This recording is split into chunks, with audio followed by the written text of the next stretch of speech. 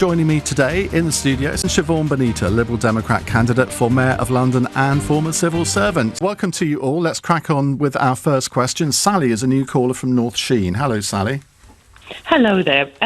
I'd like to ask a panel of politicos a question, and that is that the Lib Dem say they want to revoke Article 50, but surely it would be much more democratic just to have a people's vote after all the carry-on and the speaking that's been going on, and surely put the question to the people and let the people decide, and not the Liberal Democrats just taking us out on a revoke of Article 50. Well, it's a good question, Sally. Let's get some answers from... let's go to you, Siobhan Benita, first. This whole revoke Article 50 thing has proved a bit of an unpopular policy, hasn't it? Yeah, I think the messaging has got confused somewhere. We are definitely the party that wants a people's vote. We tried to get a people's vote through 17 times in Parliament. Unfortunately, it wasn't supported by the Labour Party. Our message was if we had or were to win an outright majority in the general election, that would be such a massive swing, going from the 19, 20 MPs we have now up to 360 seats, that would be a huge mandate. And of course, if that were to happen, then we are the Stop Brexit party. We would stop Brexit. But actually, what we are saying is if we are in a position of influence in a future parliament, absolutely we think the right thing to do is to put this back to the people. It started with the people. Let's give people the final say. If we don't win this outright, and let's face it, that's probably the more likely outcome, we are still very much in favour of a people's vote. And you only have to look at how our MPs have acted in Parliament.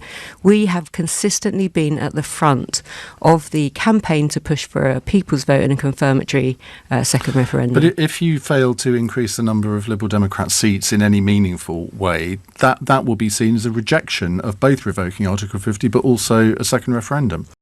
Just entertain the possibility that there might be a Tory majority after the election. If that happens and Boris Johnson's deal goes through Parliament and we leave under that deal on the 31st of January, is that game over for a people's vote? Well, can I just say one thing it won't be, and this is just ridiculous for people to say it's getting Brexit done. It will not get Brexit done. It will get Brexit started. Well, it means that we've left the EU, doesn't it? But it doesn't get Brexit done. No, but it means that we've actually left the... But I mean, I don't know where Michael is canvassing. It's completely not the same reaction that I'm getting on the doorstep. And people don't believe this argument that if you have a majority Tory government, they take us out of the EU, that is the end of it. It absolutely isn't. What people are saying is they do not want decades of chaos and negotiation and our Parliament being tied up. Back to my question, do you accept that a second referendum after the 31st of January what would it be on? Well, I would like it to be on a deal and the option to remain. But we've already left by then. So how can you have a referendum then? Because we'll have already been got out of the EU. So you're talking about a scenario where there is a Tory majority. Yeah. And I'm saying in that scenario, if we do crash out of the EU, I think that would be disastrous. What I would say to people is even if you like your local candidate and even if you think your local Labour potential MP is a Remainer, the Labour Party is no longer a Remain party.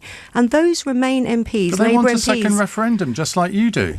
But we don't know how they're going to... We don't know what they're going to stand for in that second referendum. But we don't know if they're going to support a Remain or a Leave deal in that referendum. Well, according to the leader, they're not going to support either. Labour MPs that are Remain have had 3 years to change Jeremy Corbyn on this and to change the leadership of the Labour Party, and they have failed to do that. Matthew Elliott, should the Tory party be worried by this, whether it's a formal Remain alliance or an unofficial one? I think there could be more tactical voting at this election, but of course, with Nigel Farage stepping down in all of the seats with Conservative MPs, and also that then generally deflating the Brexit party overall, I think the Leave side is actually pretty well coordinated and unified. It's really important to me that we avoid any kind of crash out possibilities, which are still there, by the way, if we have a Tory majority.